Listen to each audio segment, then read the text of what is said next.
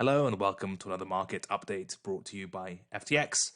The market's moving, we'll keep it short and sweet. So monthly time frame, we've had the monthly close. It closed at the range midpoint, so you can see we're in the same monthly consolidation with support at 35.37, mid-range 43.47, and the range high at 57.58. If we look at the most recent monthly close, it closed within this kind of awkward mid-range consolidation, but it's by no means a bearish close, right? So bearish close would have been closing below this lower boundary of the range midpoint, which would be strong evidence that the midpoint is acting as resistance, and then that would be a kind of rough-looking market. In general, this close was okay. You can make an argument for sort of waning momentum potentially, but purely on a monthly close basis, it looks okay. Obviously, still structurally at resistance. The breakout hasn't taken place yet from a monthly point of view, as we'll discuss when we look at some lower time frames, but nothing to, no huge red flags on that time frame. If we look at the weekly, we had this big rally from monthly support into this confluent range midpoint on the monthly time frame, and that's where the market has stalled. If we also add our trend following metrics, I like to call it the boomer trinity of the 50-week, 21-week, and 200-day moving average. It's kind of formed a range within a range of sorts, whereby the 200-day is the only one currently acting as resistance, and that's above the market. But the higher time frame ones, the 21 weekly and the 50 weekly, if you look at this most recent candle, they seem to be acting as support, if anything, which is positive, right? That's what you want to see.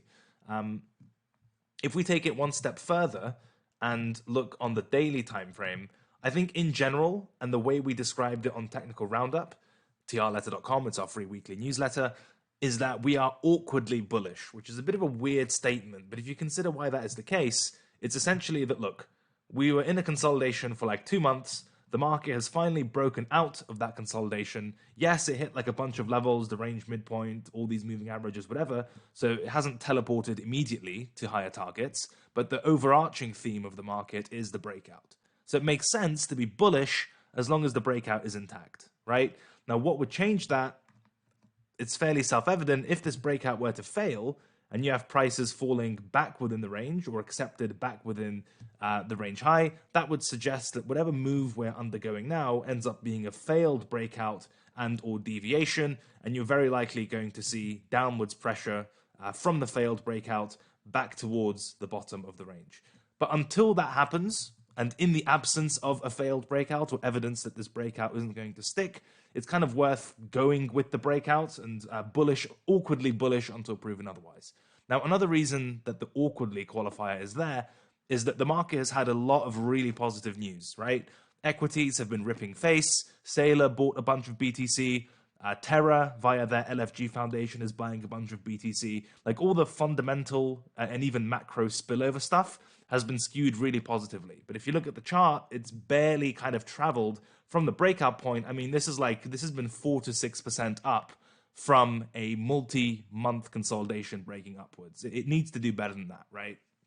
And so what that would look like, if we look on the lower time frames, I mean, first of all, just to reiterate, directional bias, very simple. This 44 area, it's a daily level, it's a monthly level, whatever. It makes sense to use it as a line in the sand. Above it, awkwardly bullish, very bullish, however your risk appetite dictates. Below it, it's almost certainly bearish, and the chances of like a nice looking higher low or whatever else, that kind of just goes out the window. A failed breakout goes from, the breakout, bullish, failed breakout, very bearish. You kind of have to flip the switch with these sorts of things. Now, where could continuation come from, or what would that look like? Well, quite simply, if we look on the intraday timeframes, where is the market repeatedly having difficulty? And I'm going to keep this in red as the directional bias level. The market is stuck at this upper resistance level at 47K, which, just as a reminder, is the cluster top or the top of the monthly range midpoint as well. So some higher time frame confluence there. If we look on the 4-hour time frame, the last time the market rallied, it tried to find acceptance above this level. You had like a mini consolidation period.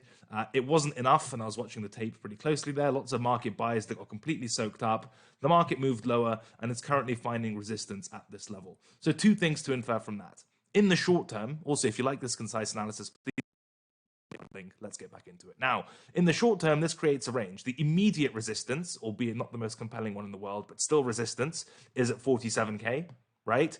And the immediate support is our do or die breakdown level at 44K, right? This is the range we're in until proven otherwise, and this is also the range which will shift bias, which is to say, if we're going to get our bullish move towards the top of that monthly range, the 56, 58, even 52 to be conservative, we need a version of this price action which actually succeeds. So you can see, tried to trade above it, rejected, resistance, resistance, resistance, all across here. If we get some 4-hour closers that don't get stuffed, then the market is actually accepted through 47K. I think that's a pretty good sign of this range resolving to the upside. The likelihood of like a second fake out just like this, I think, is pretty low.